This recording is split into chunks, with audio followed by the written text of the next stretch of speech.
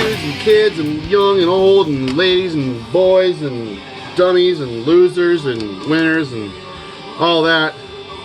Thank you for tuning in. I guess I realized today I'm a little disillusioned with the YouTube thing. Not a big problem, just I feel like doing something a little different today so that I want to do it. I don't want to do videos unless I want to do them. So, just got 5 random polls for you today. I've been watching a lot of this this other channel. His name is Davis Winchester. He just does like 5 random pulls from his collection and reviews them. I'll link him down below, but it's been going well for him. I like watching it. It was just a quick idea. Not like something I'm going to keep on doing as far as I know. But just 5 records that I kind of randomly pulled but want to talk about. I may be double dipping, but we've been doing this channel for a couple years now, so whatever. We're going to get through it. In the background, per usual, we got, I don't know, a record I've been kind of meaning to play. Never really got around to it. It's been many, many years, but the band is, should be no stranger to you, Ophthalmia. This is their final release, Dominion. And a lot of people, I think, kind of forget about this one because it's not really as remarkable or groundbreaking as the rest of their material. But I always felt it was kind of solid. If only held down a little bit, maybe a lot, because of Peter Tatrin's boring production on it. But it's a solid record. It's just kind of an easy... I almost want to say maybe they did it to satisfy the contract with No Fashion to get finished with it. But Tony Sarka, rest in peace. I'm not sure if he actually played on this record or what. I mean, yeah, it's just not as weird as the rest of their stuff, but Ophthalmia were pretty fucking weird, so I don't know. It's got some good stuff. It's got some kind of like fist-pumping choruses here and there. It's just kind of straightforward, good stuff. Dominion, Ophthalmia. So, I kind of reached across several genres here, so there isn't really any through line other than just good records that are worth your attention. I wanted to start off with Sad Legend. This is a South Korean band, obviously South, and this album is called Revenge of the Soul.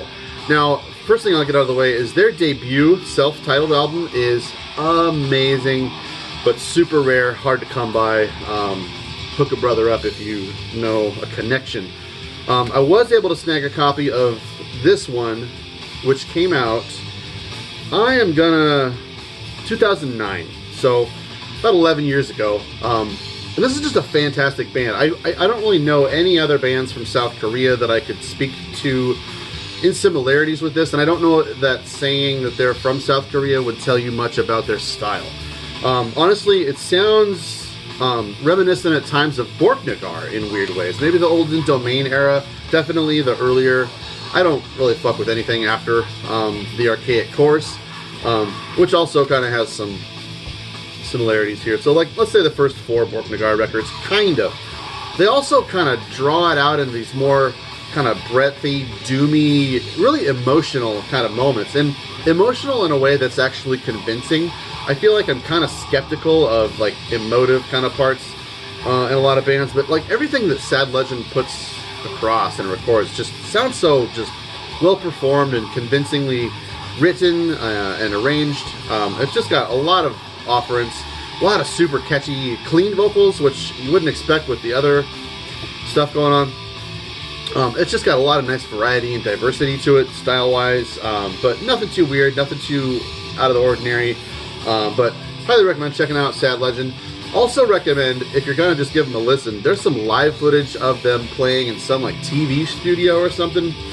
They broke up maybe 5 years ago or something, but there's this TV studio footage. I'll put a link down below for you to check out. It is hilarious. The drummer's wearing like a Hawaiian shirt. It's just funny.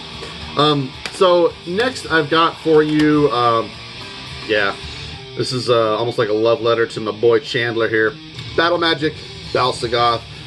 Just going to take another chance and opportunity to opine evangelistically about the greatness of this godly fucking album. No, I'm not kidding. This is amazing. I think a lot of people are like, yeah, maybe the first 2 Bal-sagoths, they're kind of good, but a little weird, maybe too synthy or orchestral for me or whatever. And like, I honestly don't feel like I fuck with a lot of orchestral kind of stuff. symphonic stuff. I mean, I've got a palette for it, but I wouldn't say I seek it out like some people I've seen do. But this is most definitely symphonic, over the top. I mean, really, if I had to sum up this album in 3 words, it would be over the top. It wears its personality and style on its sleeve all fucking day long, and I love it. It's so amazingly arranged and written and performed. It's just got so much little treats and candy here and there, left and right, just roving styles and breaths. There's these like little intermissions of spoken word passages where he does this kind of grandiose sort of preaching about whatever these battles are going on and stuff. It's just got this mythology and fantasy realm going on that's just infinite. In fact, I think it never came out, but Byron was going to release a book of his lyrics, all compiled so that it would read like a fantasy novel. And that's just what this is. This is the nerdiest, most fucking D&D black metal there ever has been. Calling it black metal, honestly, is a little disingenuous, I suppose, but man, this is so good. There's amazing riffs all over it. They're super talented players. I really love this record to death, and I don't know, when I first got my hands on it, I was in love with it immediately. I've always been a fan of this band, but Battle Magic for me is just right where it's at. It's a lot better than the rest of their records, honestly. So if you're like, yeah, I've heard bal-sagoth, but not that one, I would say you haven't heard bal-sagoth until you've heard Battle Magic. Just such a fucking flawless, amazing record. I'm not sure if they're going to be putting out any more records or not. They had some kind of lineup changes after this one, and they kind of lost me. I know I got some friends who are like way into the 2 or 3 albums that came out after Battle Magic, but man, Battle Magic is a perfect 10 out of 10 record. Also going to give you this Enchantment, Dance the Marble Naked. For 2 reasons. It just got reissued by Peaceville, so you should be able to pick it up on vinyl on the cheap. This is the original version of it. It was originally released in '94 on Century Media, and at that time Century Media was just churning out tons and tons of records. And I think this just got lost in the mix over the years, but it's definitely worth revisiting, and I'm really happy that Peaceville finally got a hold of it and reissued it. One of the members here, I believe it's this fella, also does a YouTube channel, Mark G with a C. You've got to change your channel, dude. I can never remember. Mark C with a G. Yeah. I'll put a link down below so you can check it out. He does a lot of like thrashy death kind of stuff. Anyways, Enchantment were a UK doom death band who I would assume kind of came up alongside bands like Decomposed, Anathema, My Dying Bride, maybe even Paradise Lost, although I kind of think of them as maybe just a hair earlier. But this is just a solid record, lots of great memorable riffs on it. It's, like I said, it's kind of towing the line of doomy death metal, probably a lot more along the side of the doomy side of things, with some kind of heavier moments to give it some levity. I'm going to check this out. I think it was recorded, in Academy Studios, so the production on it is amazing. I believe Battle Magic was also recorded in Academy Studios, if I'm not mistaken. Whatever, you can look it up, do some exploration there. But Enchantment is a great band. I don't know if they ever did anything else. I kind of want to say this is the only thing they ever did. But it was really great. Dance the Marble Naked by Enchantment. Get it. Next we've got a heavy, this is the most subterranean guitar tone ever put to music. Paramecium with Exhumed of the Earth. This, without looking up, I'm going to say this is sadly needs a repress on vinyl. I would love to own this on vinyl and hear how heavy and just churning and chugging it sounds on vinyl. But this is an Australian doom band, and kind of like a lot of other doom bands that I tend to like. There's these little kind of heavier, kind of more gnarly moments to them that would make some people call them a death doom band, but I don't know, I kind of hesitate to lay that on some bands who just have like doom with some other stuff alongside. But Exhumed of the Earth, man, it is just the most heavy, guttural, just turn it up to 12 and watch your fucking windows rattle kind of album. Everything about it just sounds amazing. This is worth the price of admission, even if you're going to pay $30 for a copy of this, if only for the amazing fidelity on this CD. The songwriting is great. It's not too far off the beaten path from a lot of other kind of funeral doom bands. All this kind of predates a lot of that funereal kind of style. 94 again. Came out on Rex Records, which puts out, I think, exclusively Christian music. This is a band composed of members of, I think, Mortification. Jason Sherlock was in this band from Horde.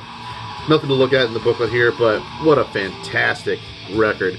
You might be able to pick up tape copies of it also, but as far as a reissue, I don't think there has been yet, but there ought to be. I don't know if Christians are hard to work with or something. I would believe it.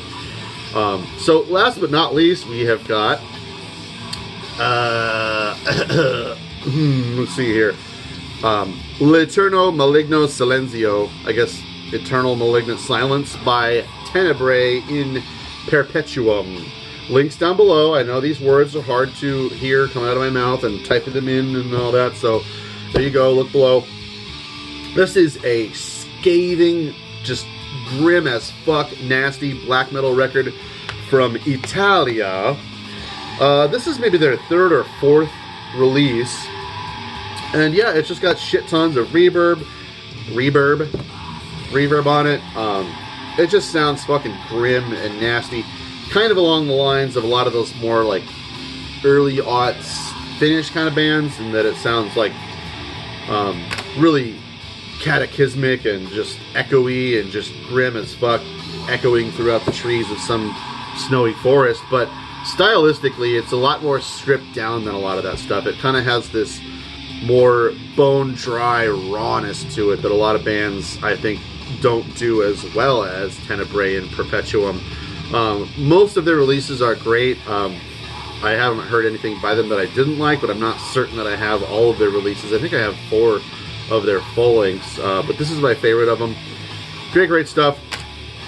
Again, nothing too original or anything. It's just really, really well done, and it's worth owning, like all of these are. So that's it. Let me know what you think of these records in the comments down below, and if you haven't subscribed, do it. Hit the bell, and we'll see you next time. Keep it fucking metal.